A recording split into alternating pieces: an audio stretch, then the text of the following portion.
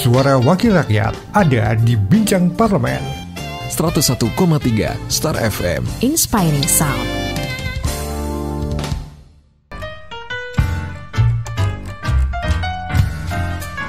Selamat sore, halo, apa kabar? Saya Denny Arta bersama dengan Anda. Di sore kali ini, Denny bersama dengan Anda di program Bincang Parlemen. Di sore kali ini, saya akan ngajak Anda untuk ngobrol terkait dengan perda pertama di Indonesia, Perda Pendidikan Pancasila dan Wawasan Kebangsaan.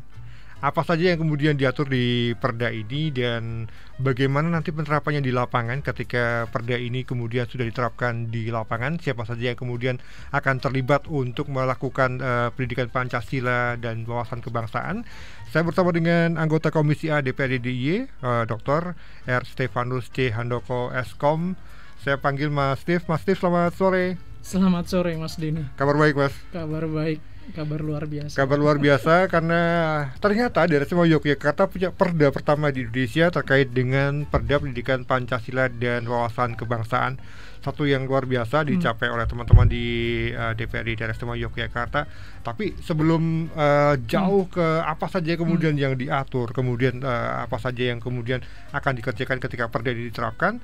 Untuk Anda yang menyaksikan Bincang Parlemen ini di starduja.com, selamat sore semuanya. Anda boleh gabung di 081-862-1013. Saya dan Mas Steve siap untuk ngobrol banyak soal perda yang satu ini. Kabarnya perda ini sudah dilakukan pembahasan beberapa tahun, hampir 2 tahun mungkin ya Mas ya? Atau berapa nih? Perjalanan perda ini seperti apa sih Mas? Jadi kalau dari pansusnya sih baru 2021 ya. Tapi dalam dinamika untuk bagaimana kita bisa masuk ke dalam rancangan ya, itu cukup panjang. Jadi diawali dari inisiatif teman-teman di Komisi A bahwa pendidikan Pancasila, membumikan nilai-nilai Pancasila dan wawasan kebangsaan itu perlu dengan perkembangan kondisi politik, sosial, budaya dan seterusnya di daerah istimewa Yogyakarta. Kayaknya kita perlu kembali memberikan pemahaman kepada masyarakat terkait itu semua gitu. Jadi maka di 2017 itu muncul kegiatan Sinau Pancasila sebenarnya Mas, dari situ. Jadi berlangsung beberapa tahun, kemudian kita menyadari bahwa untuk bisa menjadi program yang terus dapat dukungan dari pemerintah gitu, tidak hanya pendanaan ya tentunya, kita perlu payung hukum terkait dengan kegiatan-kegiatan semacam itu. Dan kita melihat bahwa momentumnya pas kalau 2021 itu kemarin kita harus segera membuat perda ini gitu. Ini adalah perda inisiasi dari teman-teman DPRD, betul ya? Betul ya, dari Komisi A.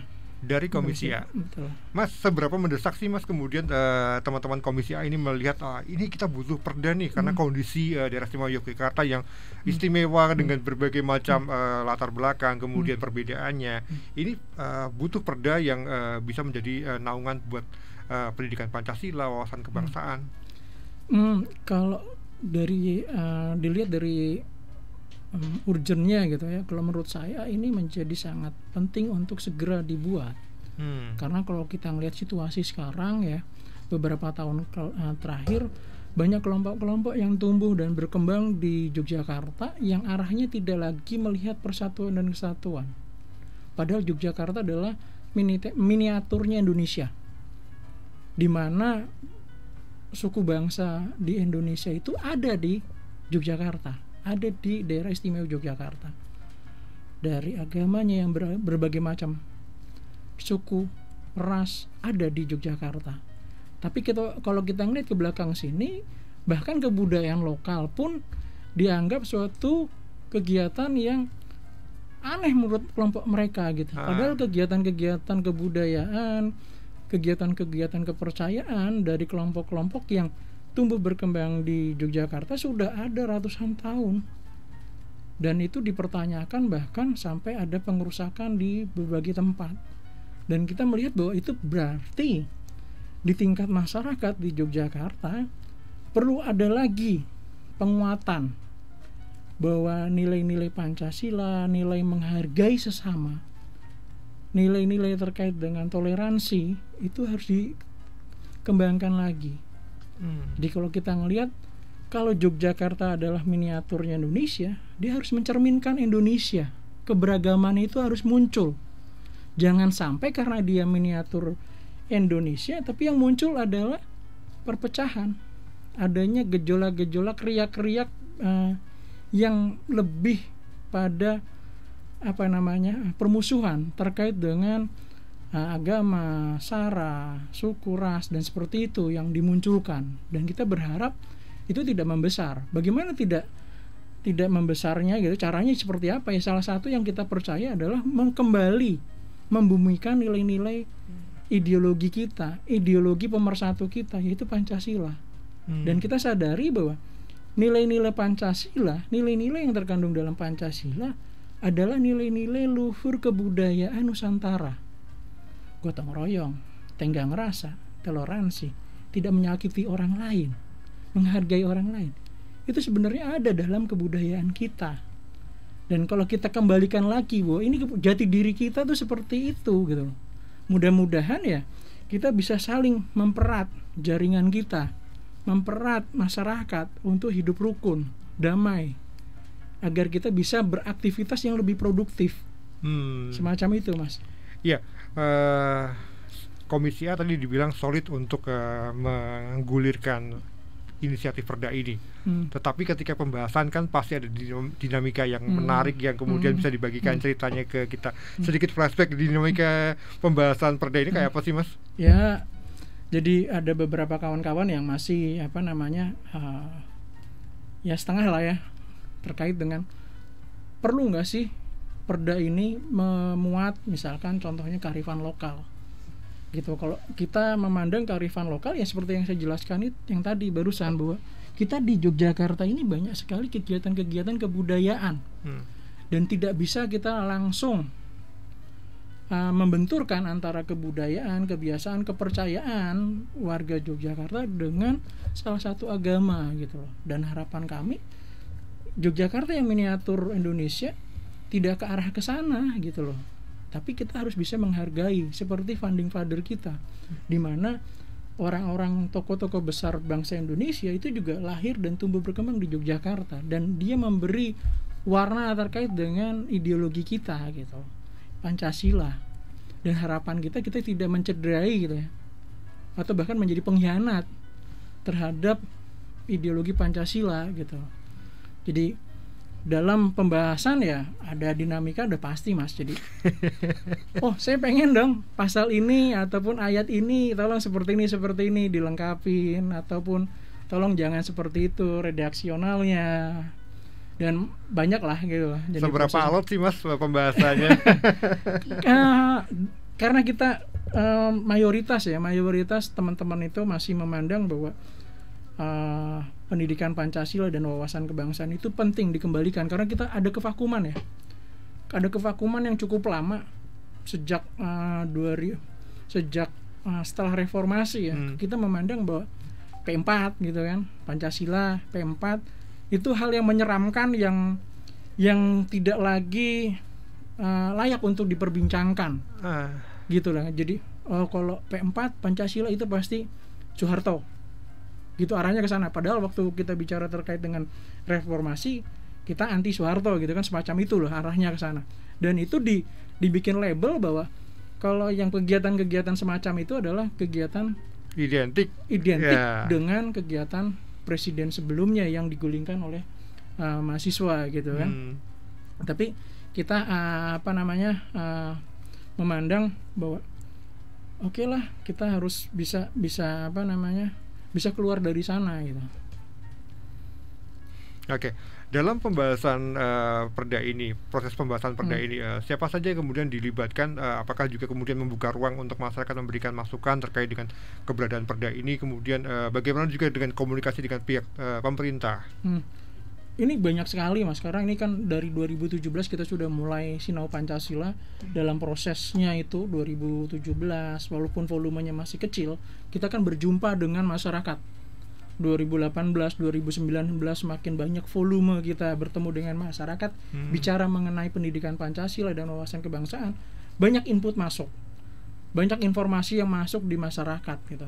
Dan kita memandang bahwa keterlibatan masyarakat itu penting. dari segala macam latar belakang ya. Makanya ketika dalam proses pembahasan perda ini kita melibatkan banyak pihak. Ada Pusat Studi Pancasila, kemudian tokoh-tokoh tokoh agama, tokoh politik, kemudian tokoh masyarakat. Itu juga kita dilibatkan dalam FGD ya. Kemudian organisasi nasionalis kita juga kita ajak ngobrol. Bahkan kita ketika dalam proses pembahasan pansus pendidikan Pancasila ini, kita juga berkunjung ke BPIP, ya kan. Jadi kita ngobrol di sana dengan Prof. Yudian. Secara overall mereka sangat mendukung sekali karena ini jadi cikal bakal ya, mudah-mudahan menjadi awal bagi wilayah-wilayah lain juga ikutan bikin untuk adanya perda pendidikan Pancasila, karena ini perda yang pertama gitu loh. Belum pernah ada di wilayah manapun yang punya perda terkait dengan pendidikan Pancasila. Dan tadi yang saya sampaikan bahwa ada kevakuman cukup lama, kemudian ada tumbuh lagi dari daerah gitu ya, muncul bahwa kita butuh pendidikan ini, pendidikan Pancasila, butuh tentang pemahaman wawasan kebangsaan. Kalau kita ngeliat situasi di nasional, kita kan jengah juga kan, buset dah. Kita ini kan dari Sabang sampai Merauke itu berbeda-beda. Kita tidak bisa memaksakan kelompok A, kelompok B, kelompok C yang mayoritas bisa dipakai untuk semuanya. Begitu juga yang minoritas. Bahkan saya juga sangat tidak suka menggunakan istilah mayoritas dan minoritas gitu, karena secara luas kita benar-benar ditakdirkan hidup berbeda-beda nih. Sangat luar biasa kalau kita ngelihat ngulik Indonesia itu sangat luar biasa. Dari Sabang sampai Merauke itu sangat-sangat luar biasa. Jadi nggak bisa dipaksakan. Mas Steve, ketika melakukan dialog dengan berbagai komponen masyarakat ini kan pasti ada banyak aspirasi, inspirasi ataupun juga harapan ataupun mungkin pesan yang ingin diterapkan, dimasukkan ke dalam perda ini. Salah satu yang mungkin bisa kemudian bisa diakomodir dalam perda ini apa, Mas? Masukan dari masyarakat. Jadi yang menurut saya paling menarik ya dari masukan dari anak-anak muda tentunya itu terkait dengan bagaimana menggunakan media yang terkini, Mas. Jadi kalau kita bicara mengenai pendidikan sosialisasi ya terkait dengan Pancasila, tentang Undang-Undang Dasar 45, kebinekaan, kayaknya masyarakat udah apaan sih gitu kan. Mikirnya berat gitu. Mikirnya wah berat nih, apaan sih gitu kan, berat gitu. Nah, kita masyarakat terutama yang remaja ya, yang ABG, kemudian yang masih muda-muda, yang kelompok milenial gitu. Mereka menyampaikan, tolong dong bisa buat suatu konten-konten yang menarik untuk mereka. Jangan sampai kita kembali lagi ke masa lalu dengan prosesnya doktrinasi gitu loh. Di kelas kaku berjam-jam, nih loh bukunya, tolong dihafalkan. Itu zaman saya itu. Tolong dihafalkan. Nilai-nilai Pancasila tolong dihafalkan, ada sekian. Iya. Sila pertama hafalkan. Bukan seperti itu lagi harusnya. Itu masukan yang sampai ke kita dan kita coba akomodir di pasal di perda ini gitu dengan menerapkan ya penggunaan teknologi informasi dan komunikasi. Ya. Nah, turunannya banyak itu, Mas. Bisa nanti pakai kita sosmed. akan kulik lagi ya. Siap. Kita mau di Bincang Parlemen di sore kali ini, perda pertama di Indonesia, perda pendidikan Pancasila dan wawasan kebangsaan masih kita bahas. Anda yang mendengarkan kami di 101,3 Star FM dan juga menyaksikan live video streaming kami di starstudio.com. Saya bersama dengan Mas Dr. Stefanus C. Handoko Eskom, anggota Komisi A DPRD DIY. Kita ngobrolin tentang perda pendidikan Pancasila dan wawasan kebangsaan. Saya undang untuk Anda yang ingin bergabung di sore kali ini 081-862-1013. Mas Steve, kita break sebentar. Nanti kita akan lanjutkan lagi obrolan kita di Bincang Parlemen. Steve dari Komisi A DPRD Daerah Istimewa Yogyakarta, kita ngobrolin tentang perda yang pertama kali ada di Indonesia, yang ini kemudian menjadi banyak dilirik oleh daerah-daerah lain untuk membuat perda serupa, yang ternyata ada juga kegelisahan yang sama di daerah-daerah yang kemudian belajar ke Daerah Istimewa Yogyakarta. Kita ngobrol tentang perda pendidikan Pancasila dan wawasan kebangsaan di sore kali ini. Mas Steve, ada pertanyaan dari pendengar kita. Mas, kan kalau di sekolah kan sudah ada pendidikan Pancasila, bagaimana kemudian ini tidak kemudian tumpang tindih dengan adanya perda ini? Oke. Jadi kalau kita melihat porsinya ya, satu dari sisi porsi, yang kedua terkait dengan kurikulumnya, itu juga sudah dua hal itu aja udah memperlihatkan perbedaan bahwa concernnya terhadap pentingnya pendidikan Pancasila dan wawasan kebangsaan itu sudah berbeda, Mas. Jadi kalau kita ngelihat kurikulum sekarang itu kan sangat berbeda jauh gitu dengan yang kita harapkan, bahwa pembelajaran terkait dengan pendidikan Pancasila, wawasan kebangsaan itu harus disampaikan secara utuh. Gitu. Itu yang membedakan, Mas. Jadi kita berharap bahwa tolonglah bahwa pemerintah daerah di semua daerah dan khususnya di daerah istimewa Yogyakarta ini punya concern yang sama. Generasi muda, generasi semua yang ada di Indonesia harus memiliki pemahaman yang sama bahwa kita tuh berbeda-beda. Ketika kita tidak punya sangu ilmu yang sama terkait bahwa kita ini ditakdirkan hidup dalam perbedaan yang sangat luar biasa, itu sangat mudah sekali kita untuk pecah gitu loh. Kalau kita tidak punya pemahaman yang sama. Dan kalau kita ngelihat apakah akan tumpang tindih, ya tentu tidak.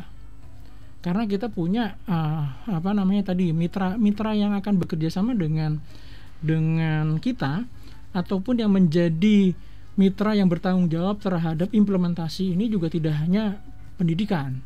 Ada Kesbangpol, ada kebudayaan, kemudian ada pemuda dan olahraga juga ikut terlibat, kemudian Kominfo. Jadi itu sektor-sektor itu juga yang nanti mitra-mitra itu juga yang akan berkolaborasi. Dan target kita tidak hanya anak sekolah. Oke. Ya tadi kalau disinggung adalah pendidikan pasti informal nih, nanti di sekolahan-sekolahan gitu. Tidak hanya itu, Mas. Jadi target kita ya sampai ke, tadi saya ulangi lagi ya, pelajar udah pasti lah. Ya kan, siswa pelajar itu udah pasti. Masyarakat umum, tokoh agama, politik, ASN, Mas. ASN pun kita. Oke. Jadi ada badan diklat, di kita kan ada namanya badan diklat. Badan diklat itu punya kurikulum khusus. Kurikulum khusus terkait dengan pendidikan Pancasila dan wawasan kebangsaan. Kita memastikan bahwa aparatur sipilnya DIY itu, PNS-nya ya orang-orang nasionalisme, orang yang punya pemahaman terkait dengan nilai-nilai Pancasila, wawasan kebangsaan yang kuat. Jangan sampai orang-orang yang tanda kutip ya, yang benci dengan pemerintahan, tanda kutip dengan ideologi Pancasilanya, itu masuk ke dalam struktur pemerintahan gitu, dan menggerogoti pemerintahan daerah istimewa Yogyakarta dengan tingkah laku yang tidak perform ya, ataupun dan gerakan-gerakan yang lain. Dan kita berharap itu tidak terjadi. Makanya kita tidak khawatir apakah akan tumpang tindih dengan yang ada di sekolah. Tidak, karena kita juga menargetkan tidak hanya sekolahan, tapi yang tadi itu masyarakat secara luas.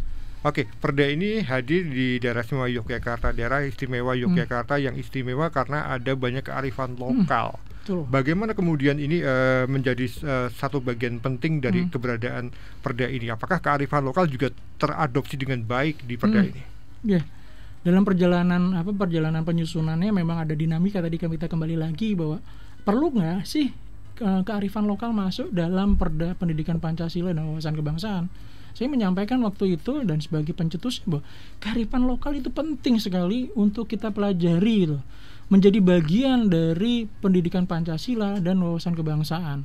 Dan kalau kita melihat Yogyakarta, miniaturnya Indonesia, kebudayaan Yogyakarta tumbuh pesat, tumbuh berkembang hingga saat ini dan masih bertahan. Dan kebudayaan-kebudayaan lain juga hadir di Yogyakarta. Kearifan lokalnya juga bisa membuka diri untuk menerima seperti itu, tapi tidak menghilangkan. Jangan sampai kebudayaan lain yang tidak menyukai kebudayaan lokal malah tanda kutip ya menyingkirkan kebudayaan asli kita, kepercayaan asli daerah istimewa Yogyakarta. Jangan sampai seperti itu. Dan kita melihat bahwa kearifan lokal itu sudah ada bahkan sebelum Republik Indonesia itu hadir. Kalau kita tarik ke belakang, Ngayogyakarta ini sudah ada sebelum Republik Indonesia ada. Kearifan lokalnya sudah ada, bagaimana saling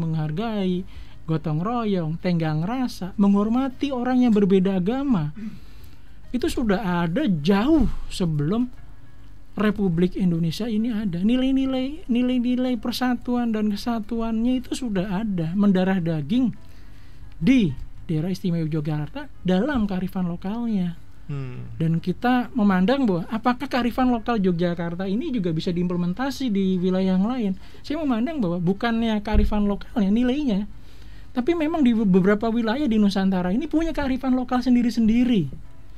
Dan itu tidak sama. Dan saya bilang di awal tadi juga bahwa kita ditakdirkan dalam negara yang benar-benar berbeda. Kebudayaan, adat istiadat, agama, kepercayaan yang berbeda-beda. Itu menjadi cikal bakal kearifan lokal masing-masing daerah. Dan saya melihat bahwa kearifan lokal itulah yang diambil oleh founding-founder kita, tokoh bangsa kita. Diambil sari-sarinya dari semua wilayah menjadi nilai-nilai Pancasila yang kita anut sekarang. Jadi saya berharap bahwa kearifan lokal itu ya memang harus melekat dalam bagaimana kita membumikan kembali nilai-nilai Pancasila dan wawasan kebangsaan di daerah istimewa Yogyakarta. Mas Steve, perda ini sudah masuk ke Kemendagri, betul? Betul. Posisi terakhir seperti apa ini? Kemarin beberapa minggu yang lalu kita dapat kabar baik dari Kemendagri. Memang tahapannya adalah fasilitasi dari Kemendagri ya. Mereka akan mereview ulang apa yang kita susun gitu. Dan overall dari sekian banyak pasal yang kita susun, mereka tidak melakukan pencoretan. Ya gitu kan. Jadi mereka setuju-setuju saja dengan apa yang kita susun gitu. Jadi itu kabar sangat baik. Jadi ya kita tinggal menunggu penomoran saja. Dalam waktu dekat mungkin 1 bulan ke depan kita sudah punya terregister penomoran untuk perda kita. Ketika nomor perda sudah keluar, langkah berikutnya adalah dikembalikan ke provinsi atau gimana itu? Kalau kita bilang langkah selanjutnya untuk implementasi ya, saya anggap seperti itu. Bagaimana sih mengimplementasi apa yang ada di dalam perda ini ya? Kita menunggu pergub peraturan gubernur untuk mekanisme implementasi di lapangan ya. Jadi mitra-mitra kerja kita ataupun dinas-dinas yang terkait dengan pendidikan Pancasila ini bisa mengimplementasi sesuai dengan isi perda, bahkan lebih detail teknisnya ada di dalam pergub itu. Ketika perda sudah ada, pergub sudah ada, bisa kemudian dijalankan sosialisasi pasti. Udah pasti dilakukan. Pasti. Kemudian dinas-dinas tadi ada Distipora, kemudian Kesbangpol, Kominfo, kebudayaan itu akan saling berbagi peran. Iya betul, seperti itu, berkolaborasi, berbagi peran untuk bagaimana mengimplementasi pendidikan Pancasila ini gitu. Kalau misalkan kita tadi disampaikan juga ASN gitu, pasti Badan Diklat DIY juga akan berperan sangat utama di situ. Bagaimana mereka mencoba mereview ulang kurikulum yang sesuai dengan eranya ya. Bagaimana pendekatan untuk penyampaiannya, metodologi penyampaian ke peserta dan seterusnya. Saya penasaran dengan metodologi penyampaian ke peserta. Tadi kan ada harapan bikin dong konten yang kekinian, yang tidak bikin Pancasila ataupun wawasan kebangsaan itu ya hal yang berat dan menakutkan lah. Saya bilang seperti itu. Sudah kebayang belum sih Mas kalau teman-teman Komisi A melihat besok itu akan berjalan seperti ini loh implementasi di lapangan? Kalau saya membayangkan bahwa sekarang kan eranya teknologi udah makin gila lah, teknologi perkembangan luar biasa gitu. Ya mudah-mudahan itu juga diimplementasi. Jadi penerapan di sosial media, konten-konten yang kekinian ya. Kemudian penggunaan platform sosial media yang berbagai macam itu ya juga harus dipakai gitu. Jadi memang ada marketnya kita bisa bedakan macam-macam. Yeah. Ada yang milenial, Gen Z, Gen Y, kemudian ada yang tua yang usia sudah sangat tua gitu ya kan, baby boomer. Kemudian itu kita harus pisahkan. Harus ada peta. Harus punya petanya. Kita tidak bisa metodenya sama bahwa kita harus mendatangkan mereka dalam satu ruangan, kita kasih materi, yuk mari sama-sama semua hafalkan ini. Enggak kayak gitu. Jadi paling gampang adalah ketika kita googling Mas. Googling terkait dengan nilai-nilai Pancasila dibandingkan dengan nilai-nilai ideologi lain. Iya. Munculnya paling banyak yang mana? Yang paling mudah diakses mana? Itu kekhawatiran kita sebenarnya waktu itu. Dan kekhawatiran saya. Karena saya backgroundnya S1-nya IT ya. Jadi ketika saya googling antara ideologi Pancasila dengan ideologi yang lain, kok lebih banyak muncul propaganda ideologi lain ya. Padahal kalau kita ngelihat bonus demografi, pengguna internet di Indonesia, usia pengguna internet itu kan di usia-usia produktif, usia-usia anak-anak muda, Mas. Betul. Kenapa kontennya tidak ke arah ke sana gitu loh. Cara penyampaiannya tidak ke arah ke sana. Makanya di dalam pasal ini kita menyampaikan bahwa perlunya ada penerapan teknologi informasi, sosial media itu harus dipakai. Saya penasaran dengan sekolah Pancasila tadi. Di lapangan kayak apa sih, Mas? Saya pernah baca. Terus terang saya hanya baca saja, tapi belum pernah merasakan bagaimana menjalankan sekolah Pancasila. Sinau Pancasila gitu. Sinau Pancasila. Sinau Pancasila yang sudah kita lakukan dari 2017 itu sampai sekarang ya cukup lama. Kita menghadirkan banyak tokoh, Mas. Yang pertama dari kepolisian, kemudian dari TNI, unsur TNI ya. Unsur TNI, kepolisian, kemudian tokoh agama, tokoh masyarakat, penggerak studi Pancasila kita libatkan juga, akademisi dari kampus, kemudian dosen, terus dari anggota dewan juga dilibatkan, dari pemerintahan juga kita libatkan. Dan bentuknya hingga saat ini memang agak sedikit tanda kutip ya, old school ya.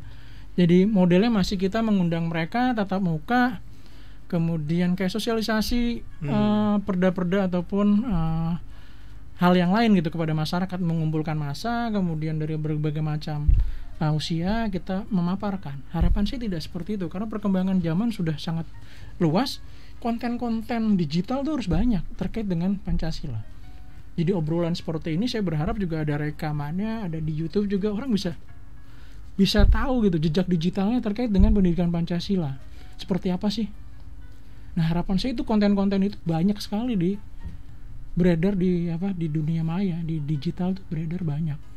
Dan itu bisa mengalahkan propaganda dari ideologi yang lain yang tentunya ataupun ideologi yang emang menyerang Pancasila gitu. Menjadi counter attack dari ideologi yang lain tadi ya. Betul. Mas, terkait dengan intoleransi, bagaimana kemudian isu ini ataupun fenomena ini harus kemudian terus digaungkan lewat perda ini?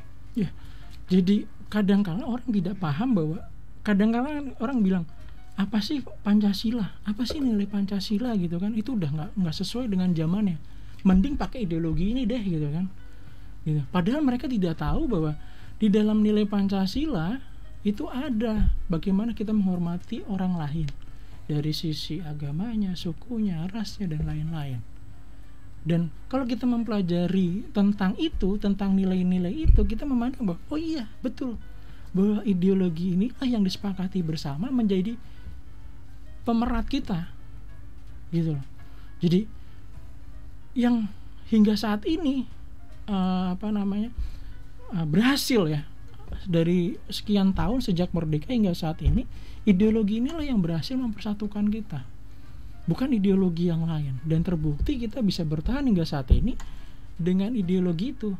Kalau kita ngelihat di negara lain yang suku bangsanya hanya beberapa, ras suku agamanya hanya beberapa, banyak sekali yang bubar.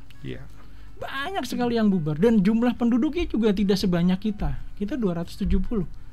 Kita masih bertahan dengan semangat yang sama, punya konsensus yang sama, ideologi kita Pancasila.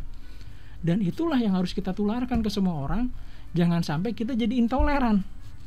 Kalau kita udah intoleran, kita udah mencederai ideologi atau konsensus kita, konsensus kebangsaan kita. Gitu, Mas. Sebuah ideologi yang luar biasa, jangan sampai kemudian hanya menjadi sekedar ideologi atau bahkan menjadi sebuah kenangan saja. Kita pernah punya ideologi yang luar biasa. Mas, apa harapan kemudian Mas Steve sebagai anggota Komisi A DPRD dari semua Yogyakarta kepada pemerintah terkait dengan keberadaan perda ini nanti ketika sudah mulai bisa dijalankan langsung ke masyarakat? Jadi kita harus mengikuti zaman ya, Mas.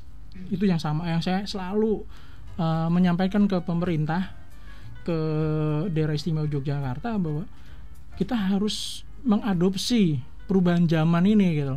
Walaupun kita harus memegang erat kebudayaan kita, tapi kita harus juga memandang perubahan zaman ini gitu. Teknologi itu harus dimanfaatkan dan perlu kita kuasai juga gitu. Terkait dengan perda ini, yang berhubungan dengan perda ini ya pemanfaatan teknologi itu penting gitu.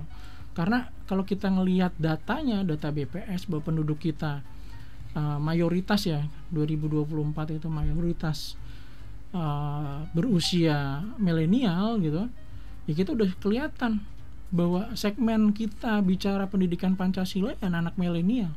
Bagaimana kita bicara dengan anak milenial kalau konteksnya kita menggunakan cara-cara yang konvensional, nggak ketemu mas, nggak ketemu. Makanya di dalam proses perancangan ini ada keterlibatan Kominfo.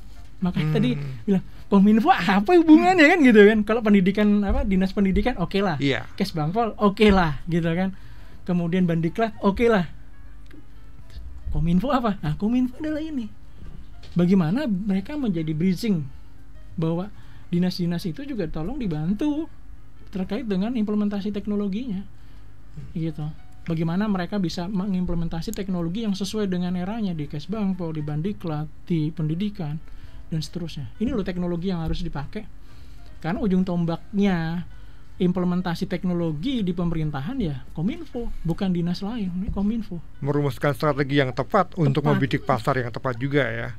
Untuk penggunaan teknologinya, karena mereka yang lebih paham. Gitu. Apalagi perda ini kan sudah juga kemudian akan ditiru oleh di tempat-tempat yang lain kan.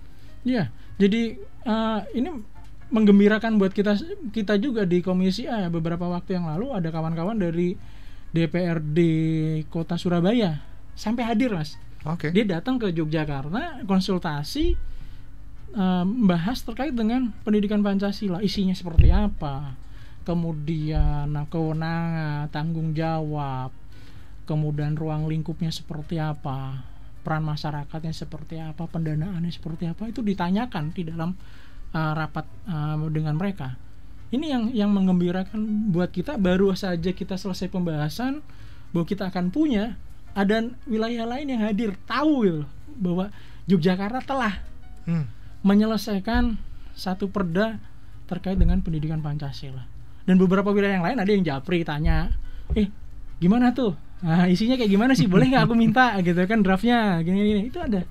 Nah itu menarik mas, bahwa ternyata ada kesadaran luar biasa di berbagai wilayah bahwa pendidikan Pancasila dan wawasan kebangsaan itu penting dan perlu diperkuat gitu. Iya. Upaya memperkuat pendidikan Pancasila dan juga wawasan kebangsaan pasti akan melibatkan masyarakat. Apa pesan Mas Steve kepada masyarakat dan pendengar kita ataupun juga yang lagi menyaksikan kita di live video streaming kita? Apa pesan Mas Steve terkait dengan keberadaan perda ini? Jadi harapan saya, marilah kita semua menjadi agen-agen Pancasila ya. Jadi menyuarakan, menyampaikan, menyebarluaskan terkait dengan nilai-nilai Pancasila. Kita tidak bisa bergantung kepada pemerintah, resource kita terbatas.